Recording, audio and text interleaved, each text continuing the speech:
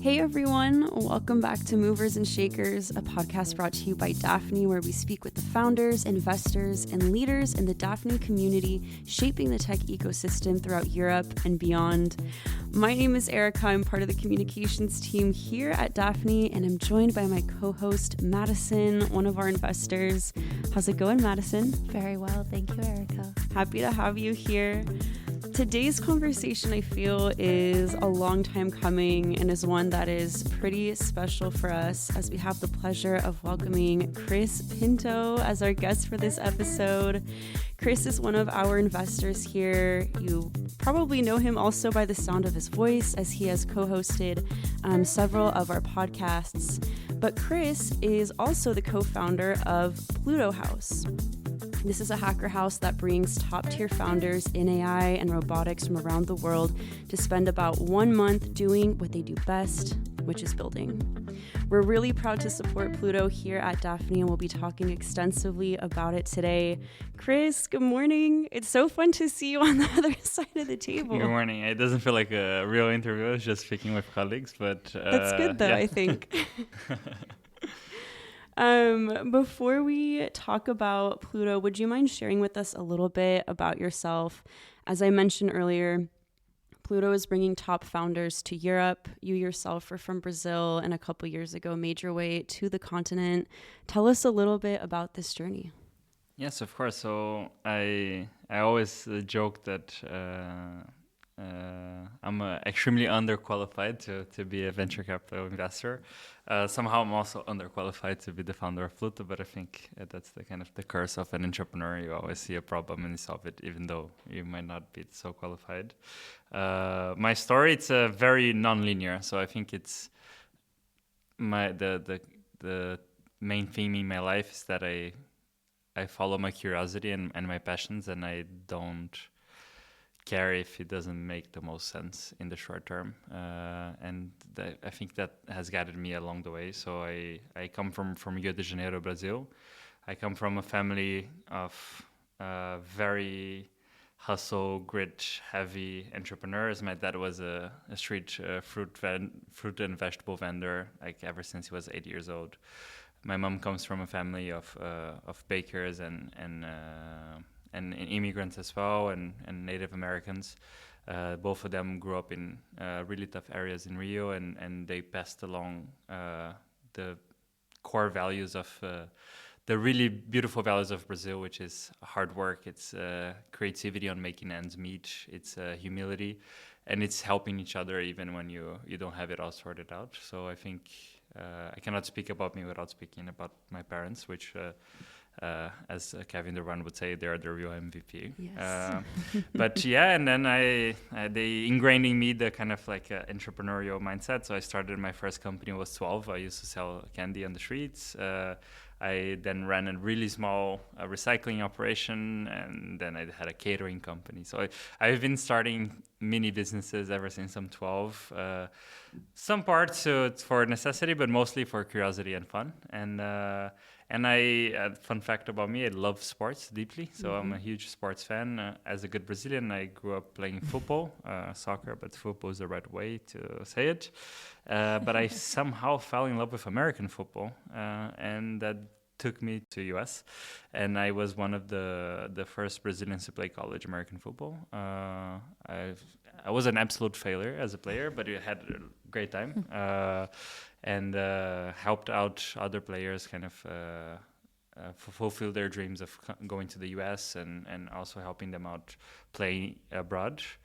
I became a coach quite early on, and then I had some visa issues with our good friend Trump in the US during his first term, which ended up bringing me to Europe. So I've been in Europe for the past 5 years, and I think I came in first also as an entrepreneur in the construction space, then have been in tech for the past 4 years, and the last 3 years with Daphne, and the past year as a Pluto House co-founder. So sorry for the kind of like long intro, but I think it's Oh, that's hopefully great. hopefully helps out the conversation. I think it paints a very nice picture, but I think we have to start with a very serious question is when we have the World Cup, who are you rooting for? Brazil always. I think it's the right Fair enough. choice, even Yes, for of Europeans. It's been a tough couple of decades for us, but I think this time is this year we're gonna get the number 6. We have faith in you. Great. I think maybe this leads us very well into Pluto. I'd love to hear about where the idea came from, why you wanted to get started, and exactly what is Pluto. Yes, so I think the concrete idea came from a conversation I had with a Brazilian friend of mine who got a very nice role in Silicon Valley, and when he was moving there, he was struggling to find housing, and then he discovered that there was a lot of hacker houses paid by very famous VCs, where top engineers could live for free and live with other engineers and founders. And this was a strategy for VCs to keep early tabs of really good technical founders as they went on in their careers. And then this was the kind of like, wow, this is actually a really good idea. There's nothing like this in Europe. I think it's something that the ecosystem needs. But then when you speak about Pluto, it's not only about Hacker House, but it's about the vision of bringing the best global talent together. And I think this comes from the struggle I've had in Europe, like finding my way into to the careers I wanted to get into, like VC. And my co-founder, one of my co-founders, Young, he's also an immigrant from China, and we were college mates, and both of us struggled deeply into finding roles in Europe. And we had a group of friends who were all kind of immigrants, coming from China, Latam, India, Africa. And we realized the trend that it didn't matter how hard we worked, Europeans really cared about which logos did you do, which paths you did. Which is, I understand people pour a lot of effort and a lot of work into creating these great institutions that are the universities here in Europe and the great companies that have been built in the continent. But I think we lack a bit the kind of like valuing the nonlinear, valuing the outliers that don't fit the path. And especially true entrepreneurs, they tend to be restless and they tend to not be okay with following a concrete path. So we realized that it was not only a pain we faced, but it was a huge opportunity, a huge concrete opportunity in unlocking new talent. And we also are quite bad in Europe, and I realized that being an investor into bringing in net new international talent and fund them without them having an European experience. I think the US is much better at doing that, and especially in the value of giving early checks into people that has never worked in the US and that just have extremely high potential. In here, we normally wait for them to have an experience where we recognize the experience, so work at a European unicorn or something, or research in a European institution before feeling confident in betting in them.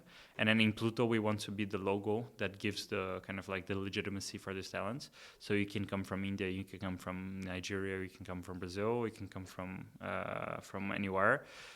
By being in Pluto, we only select the absolute best global talent. So the partners that are investors and tech companies, they know that if you're in Pluto, you are the absolute best. So we aim to provide this legitimacy that the capital stack in Europe normally requires. So instead of trying to just criticize the way that we work, we're trying to basically use the way that we work for the benefit of great talents and trying to break the barriers of access to capital for a really good non-linear talent. Yeah. Mm-hmm.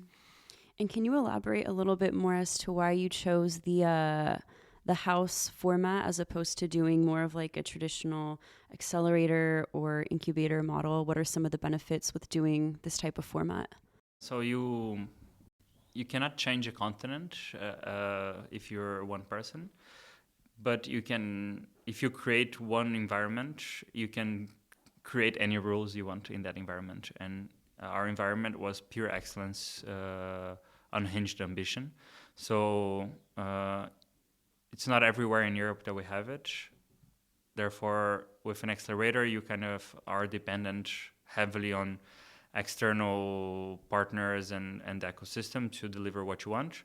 While in a house, you lock everyone there. There's no rules during that month, so you basically can create any reality you want. So it was a way of creating the reality we wanted, and proving that, you know, even in a really small scale. This is number one. Number two, accelerators.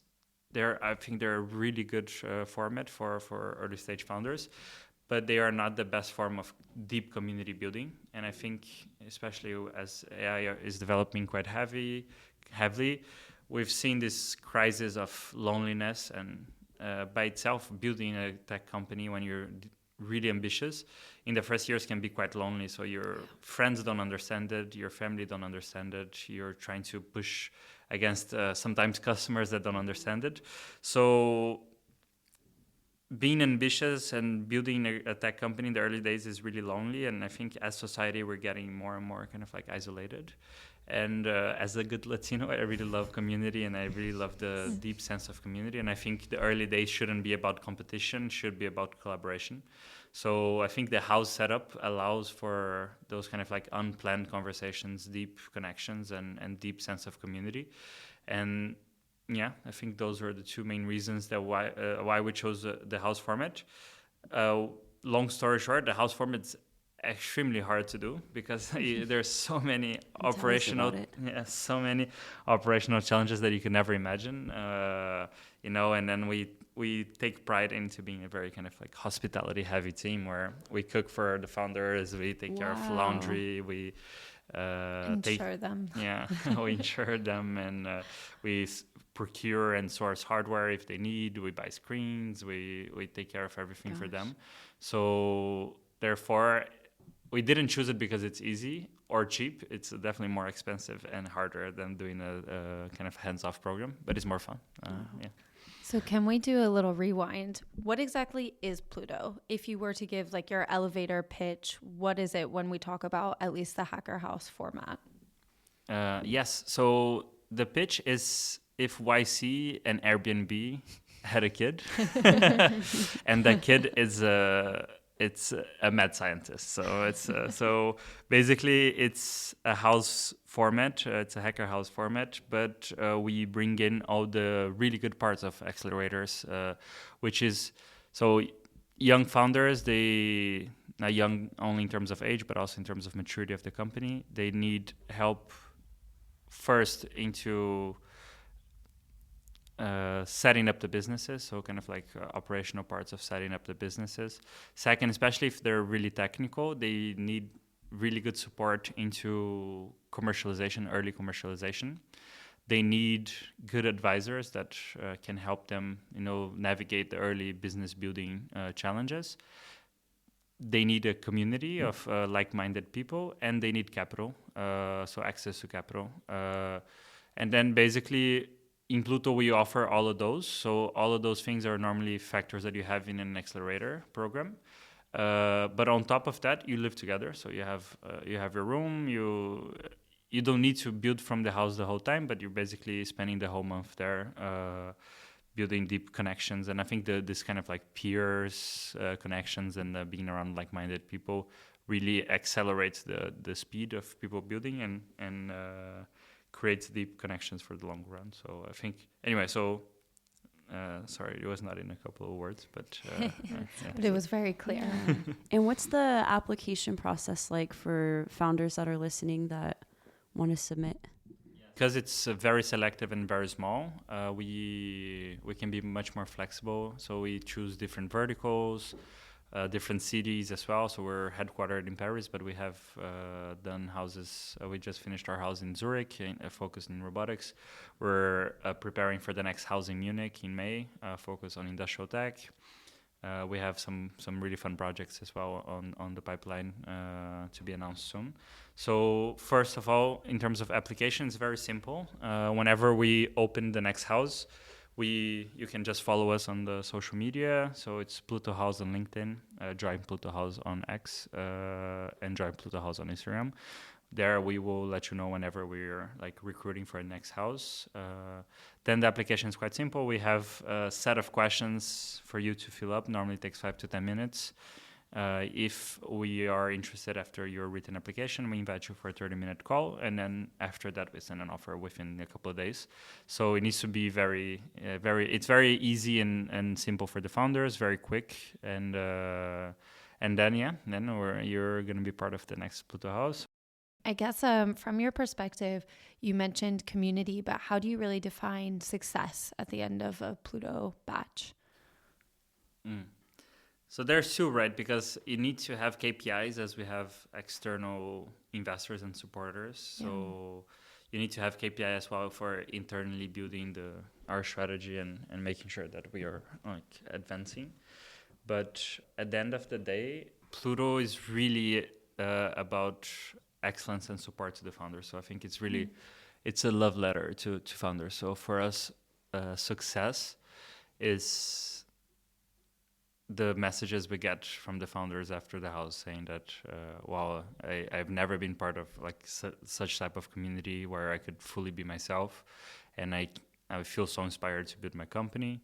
Or it's the dinners or drinks we have during the month where we end up playing poker together, or just singing, or where you see people are, while like working hard to build something that's really, really deep and really transformational for society, they are still able to have fun and make new friends and so on. So I think for me, that's success. In terms of KPIs, it's the number of companies that get created after Pluto. So we're operating a really healthy 70% incorporation rate after Pluto. Wow, so it means that we take people really early days, but we really focus on how committed they are to entrepreneurship and how ambitious they are. But at the same time, we don't want to push anyone into entrepreneurship. So if we don't feel that entrepreneurship is the right path for them, we will connect them with the best companies in Europe that are recruiting. So therefore, our focus is not to push anyone into entrepreneurship, but of course, the net new companies created out of Pluto, it's a huge KPI of success. Then the second KPI we track, it's a fundraising amount after Pluto. So we don't push founders to raise with VCs. We understand that that's a specific lifestyle that requires a specific set of commitments. But if you want to build something really ambitious in a really fast way, you need to raise money. So therefore, that's another KPI we use for success. And the last but not least is the number of connections we do to the founders. So for mentors, for investors, and so on. So those are the three KPIs that we track as a kind of like internal measure of success, and also external KPIs that we sell to our sponsors. Very nice.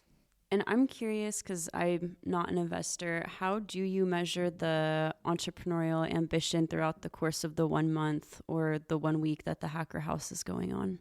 I think there's two things. One, by me being a very entrepreneurial person, I think there's a bit of like a mirror effect of like, this can be biased because entrepreneurial spirit can be like shown in very different ways. Sure. You have different like kind of like archetypes of people. So of course I end up mirroring a lot my style of entrepreneur, but I think by me loving building companies and ideas and being really kind of like restless about the world, I can see entrepreneurs, like people who are deeply committed to entrepreneurship, quite quickly. And then the second is it's the level of agency. It's a mix of agency of okay, you see a problem, you solve a problem. It's ambition. It's kind of like you'd never developed a fear of risk. You kind of like developed an appetite for risk. And then it's the restlessness of because entrepreneurship, we tend to romanticize entrepreneurship, but like building a company is really hard and it's really painful process. So you need to be a very restless person it's a mix of agency and restlessness of like, okay, you see something, you solve the problem, but then if the problem is still there, you cannot rest, you cannot move on with your life before that problem is solved. So you need these three kind of like factors to be a very good entrepreneur. And then I think once you live with someone, it's very easy to identify those three things in very small things. And we try to identify that.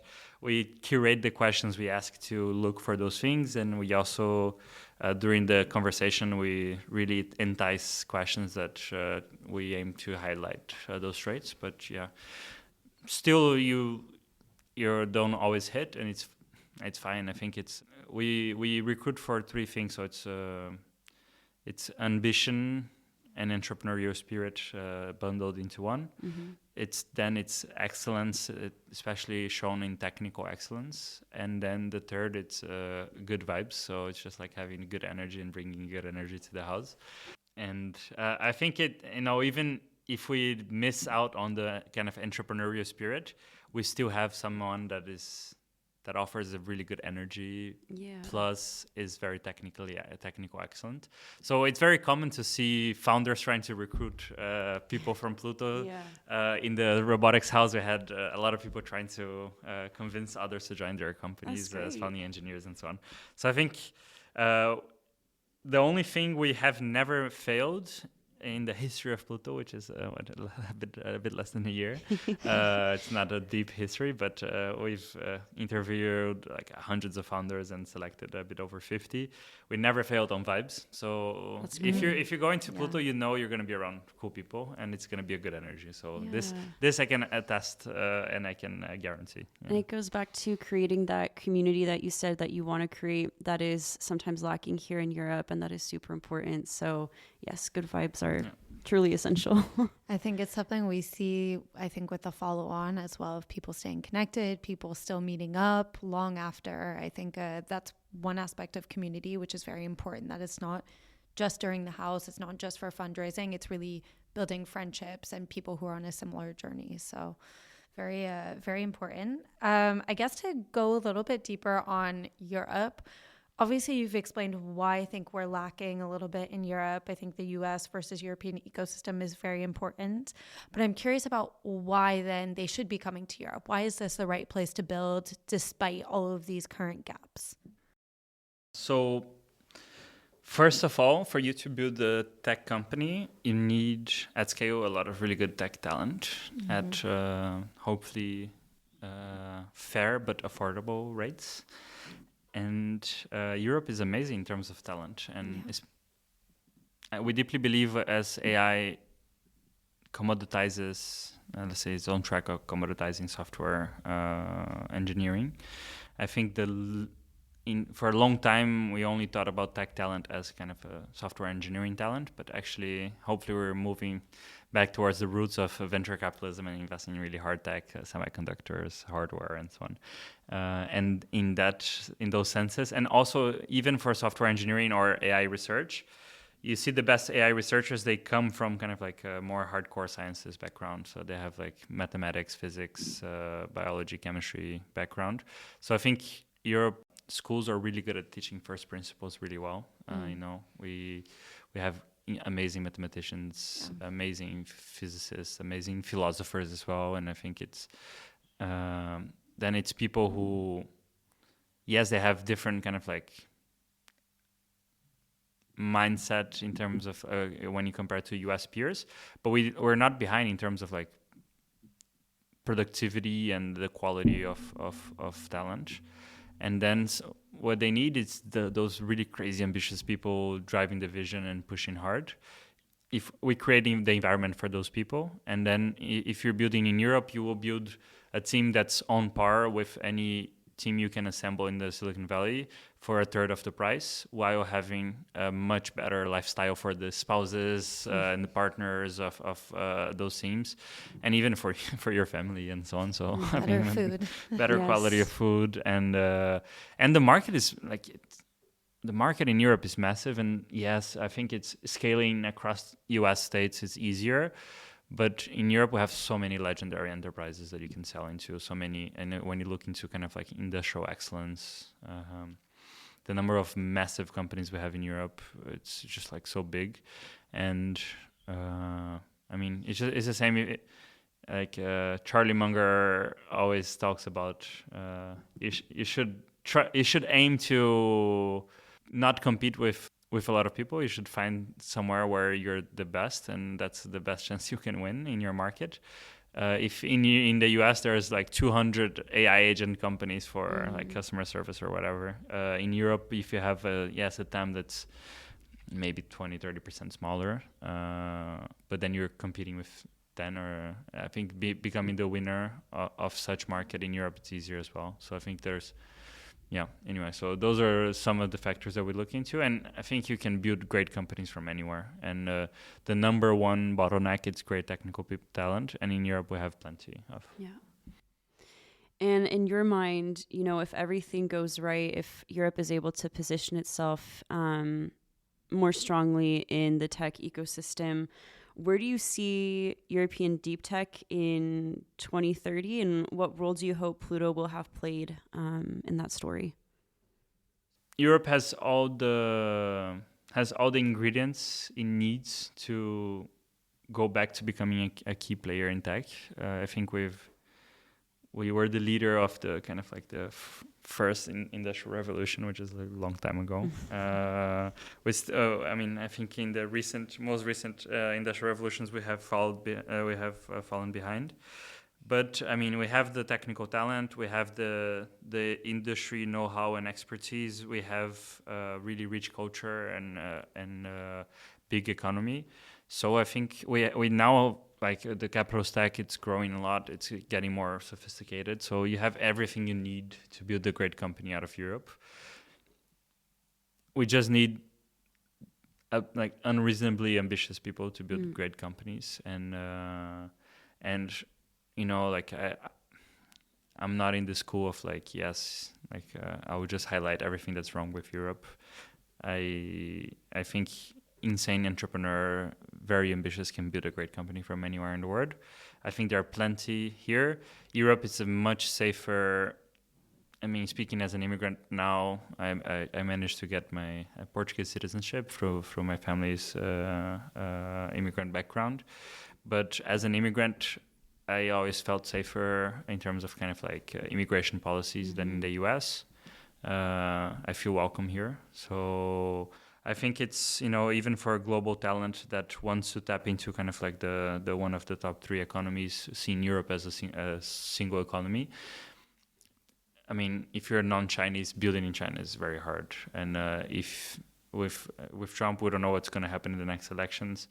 Going to the US, for the early days, it's much more expensive. And also you have the kind of like immigration uncertainty.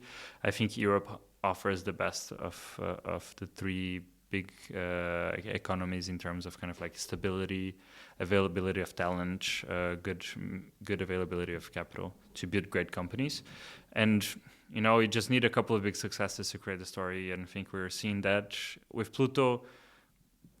At the end of the day, we really want Europe to win, but we are not limiting ourselves to what's around us. We just want the best talent in the world to come here, and we want to give them all the ingredients and all the resources they need to accelerate their journey to success.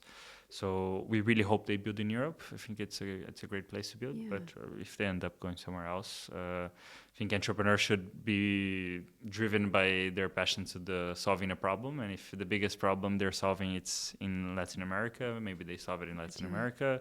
If it's in Asia, they should solve it in Asia and so on. But yeah. How do you see that then as Pluto being really a launch pad for both entrepreneurs, but also for you as a founder of maybe expanding outside of Europe? I mean, it's very clear why a lot of founders should be moving to Europe. It's still very interesting. I think there's also a lot of emerging markets. And do you see Pluto going there, or do you see it really staying Europe-centric? I think our headquarters, it's going to be in Europe in the long run. But our goal is we want to find and support the best technical talent, the best technical entrepreneurial talent, wherever they are in the world. So far, the kind of like social media first sourcing plus warm referrals has been working nicely, but we have not even started to tap into the true like levels of talent. And I think the West and Europe can benefit a lot out of we've taken in a lot of resources and a lot of like brain drain out of like emerging economies and the global South. I think having a strong scientific global South is really, really positive for the West. Mm-hmm. And I think part of Pluto's pool of creating that new talent and attracting the best will also go towards us being present in emerging economies, not only in Europe. I want the best AI engineers and mathematicians from Brazil, from Colombia, from Botswana, from Pakistan. And so I think it's a long-term vision. So it's hopefully like the companies coming out of Pluto help us reindustrialize the West and redigitize the South in a way. So yeah.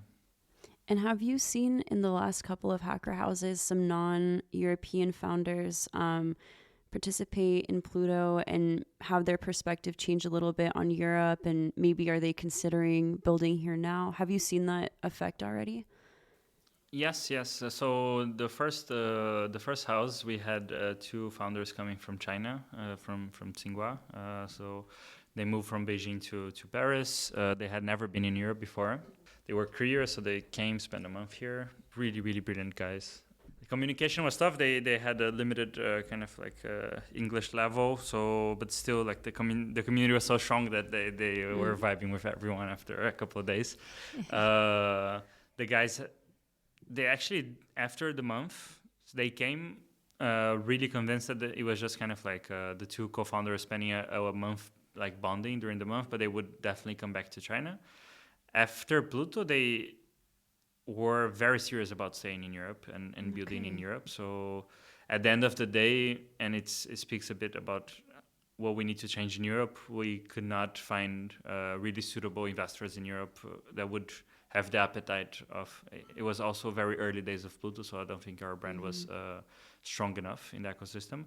But they end up finding really good access to capital in China. So I think capital brought them back home. But their want was to stay in Europe. And one question that we ask after every house, it's especially for founders that don't come from Europe, it's did this house make you more willing to build a company in Europe? And the rate is 100% yes. So 100% of the founders that come from outside of Europe, they report being more willing to build a company in Europe after spending time here. Of course, saying that and actually incorporating a company here is different. So, I mean, it will come out of network effects and it will come out of us having some more kind of like success stories. We're still early in the journey, but I deeply believe that there is definitely a play there. I guess that's definitely the next step. Mm-hmm. So now you've had 2 hacker houses. You've just had your robotics house in Zurich. What do you think has changed over the course of these, and what have been your biggest learnings, things that either you want to change or things that you want to maintain as you continue? One of the key learnings we've had now with seeing the kind of like the robotics house, it's that the programs in Europe are very software heavy. So there's a clear gap for kind of like hard tech, hardware robotics founders in terms of not only community, but also kind of like programs that are specifically tailored towards them. So that's been a learning that we will implement in the future. I still believe that having generalist houses are very beneficial for Pluto and for the ecosystem, but I think having a healthy mix between generalist and specialist houses. Second thing, even though we were pitching a lot in the beginning about how we really want people, regardless of their backgrounds, it's crazy how affected you are by logos also as a recruiter and selector. So I'd say that in the first houses, we really were more impacted by the strength of the CV than we should have. And I think, even if the CV of someone is really impressive and they have all the right logos, if when you're speaking to them, they're not that impressive, or let's say like, someone else with not the best CV is more impressive, you should lean on your feeling of on the interview. So I think this has been something really great. And the learnings is that running houses, it's an operational nightmare. So we'll continue doing it because I like hard things. I like to punish myself. You guys are a small team too. Yes, we are a small team and very lean and efficient. We pride ourselves in being lean. We don't believe that growth of team means growth of brand and growth of value. So I think it's and so those are, I would say, kind of the learnings that we've should have done better. Then things that have been proven right, like the NPS, it's quite high. Like people really love being together. Like there's no substitute of spending really good time together with people. There's no substitute with being around ambitious people. It's really a special thing. So it's not only from the founders, but also the VC sponsors and the tech sponsors. Even if the ROI it's a bit longer, because we're bringing in people in the earliest days of their founding journey. Like people just love being around that experience. And something that we've really strived to do, and I think has been proven to be the right approach. We started as a nonprofit, and we take nothing from the founder, so we charge no money, we take no equity. And so it's basically no strings attached. We were scared that this approach would, it's just like how when a product is too cheap, you don't take it seriously, you don't think it's high quality. We thought that maybe this approach would limit our kind of like the excellence of our brand. And this has actually not proven true. Like a lot of the founders say that they only came because it's no equity and they are kind of like burned out, or like they really have no interest in this accelerator programs that take a lot and don't give so much back. It's accessible. So being accessible and community first, it's something that's really attractive to people. So I would say those things are really good learnings. One thing that we underestimated, like we are really bad in marketing, so we need to be much better at like communicating like our vision, our brand, being out there. And right now in the entrepreneurial and tech ecosystem, actually, if you're not seen, you're not remembered. And unfortunately, this was not the case, I'd say, 3 to 5 years ago.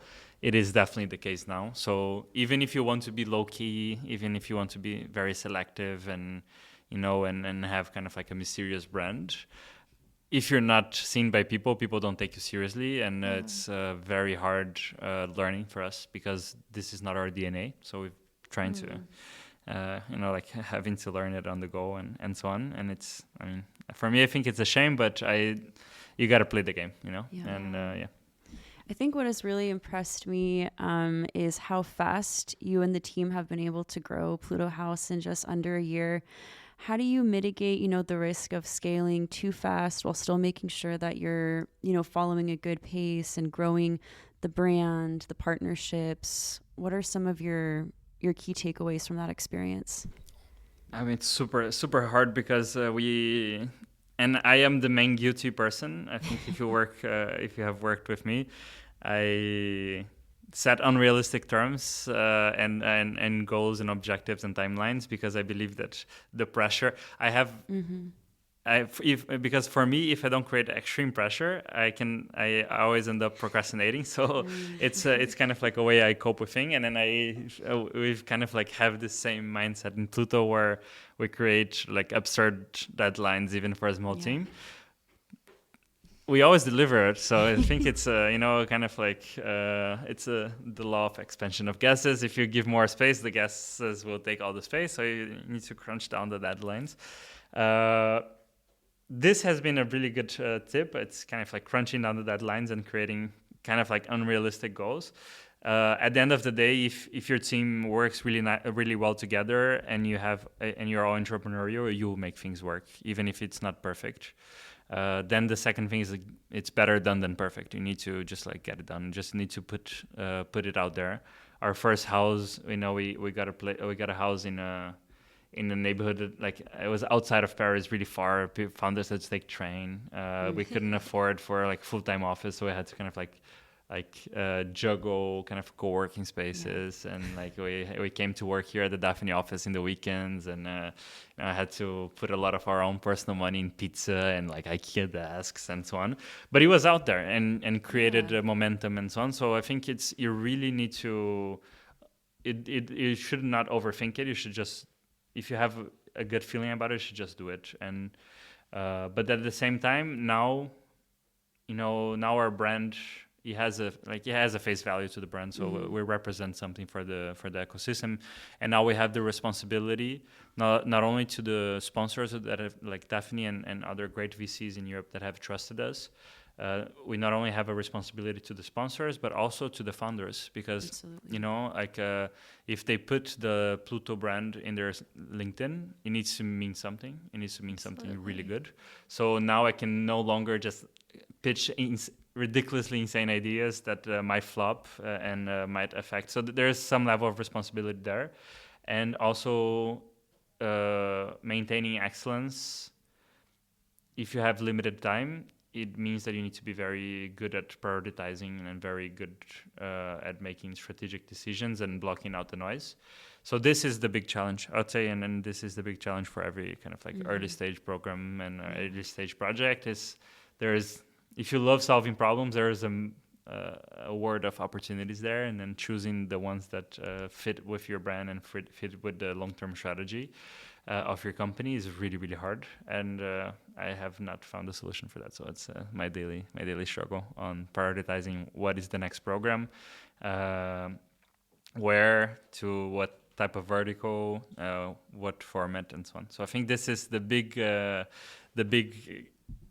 unsolved thing that I think will remain unsolved for the existence of Pluto. I was just going to tap into that a little bit more, because despite not having a huge media presence, despite all of this, you have managed to scale very quickly. There's huge interest, and I think part of that is probably from the community that's been built through the founders themselves, also through the partners, and you've managed to balance that very well. But how do you see that going forward, of not going too quickly, not going too broad? It's great to have a lot of, let's say, unrealistic ideas and very exciting ideas. Yeah. But as you said, trying to balance it, it's so many opportunities, but maintaining that quality, maintaining that excellence, and not going too quickly. Yeah, I think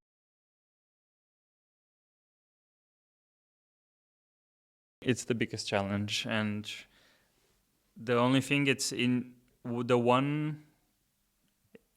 not only about prioritizing what you do, but also prioritizing your internal values. So for us, the number one value, it's excellence and serving our founders with excellence. So it's really the love letter to founders. We need to optimize for a lot of things. You need to optimize for, which programs will create a lot of net new companies, net new opportunities, which programs will create a lot of kind of the right network effects for Pluto in the long run. But above all, even if it's a great opportunity that it feels too good to pass on, if accepting it might mean that we'll compromise on our number one objective, which is serving our founders with excellence, we'll say no. So I think having this one reigning thing that is very hard to achieve, it's the kind of like the ruler and the measure that we use to make tough decisions. So yes, it's not. We don't want to grow like crazy. We don't want to have a big team. We don't want to have houses all across the world simultaneously. We want to make sure that every Pluto initiative has the amazing look and feel. I think it's a bit of like how Apple was in the early days, and kind of like or like buying an Hermes bag or something like this. It's like if you're part of Pluto, you will have a personal connection with the founders. We will be there serving you day in, day out. We will be working for you, building the best program for you. And I never want to compromise on that. And then it's okay do less than we want. At the end of the day, if we're having fun doing it and creating true value, it's all worth it at the end. Mm-hmm. And if little Cris in Brazil was to look at you now, what advice would you give him? Man, I tell this to my girlfriend. It's like there's no reason I could imagine myself doing this. I was certain that I was either gonna be a professional athlete or a professional sports coach. I mean, I loved tech and robots growing up, but like I would never imagine that I would be helping, like some of the leading kind of founders in the space. It's really absurd. I think the only, I think the thing that has served me the most, it's staying curious and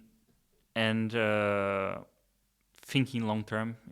I never want to be a transactional person, and I never want to have a relationship with someone because that is going to bring me something good. I think that's how you build deep communities, when you're fully present and just like a nice person. So I would tell little Cristian to stay curious. Don't try to be too strategic with your career. I think that's just do what you love and what you feel attracted to, and treat people well and build like long-term bonds with people, and those things will serve you well in the future. I think we normally finish with some rapid-fire questions. Yes, which Cris knows. Usually it's a surprise, but there's time to think. There's one I think that's not so rapid-fire, but I'm going to start with, because you touched a little bit on it, is for Pluto. There are these wonderful Sunday lunches, homemade. Mm-hmm. What is your go-to recipe? The go-to is the cheapest and fastest, which is pesto pasta. But you can only use it once during the month because otherwise people get sick of it. Our major hit that has replicated across houses is the carne asada tacos. Classic. It's really a banger with a green salsa. So this one, it takes a lot of work, but it's always a banger. And it's the fun thing with being a global program, we get a lot of people with different religions and kind of like eating habits. So we always have vegans, vegetarians, pescatarians, and so on. So the carne asada tacos also comes with a salmon tacos, which also comes with a tofu taco. So it's a little bundle, but yes. Nice variety. And on that, what's one of your favorite Pluto House memories?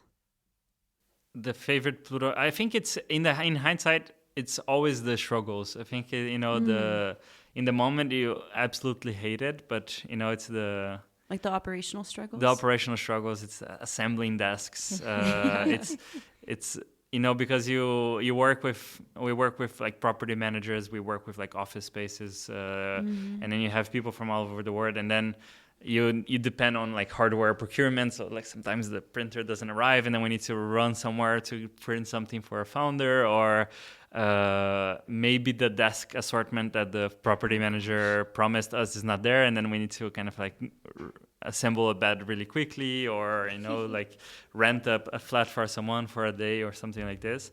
So I think it's like after all this kind of like operational challenges are done, sitting down and then seeing the founders just having a great time and building the companies, those are always the best memories. And it's like we keep saying it, we need to do this less, but we keep doing it because it's actually addictive. Yeah, it's like the little adrenaline rush that keeps you like moving and motivated. If you were to then name, what is your least favorite or most challenging operational aspect?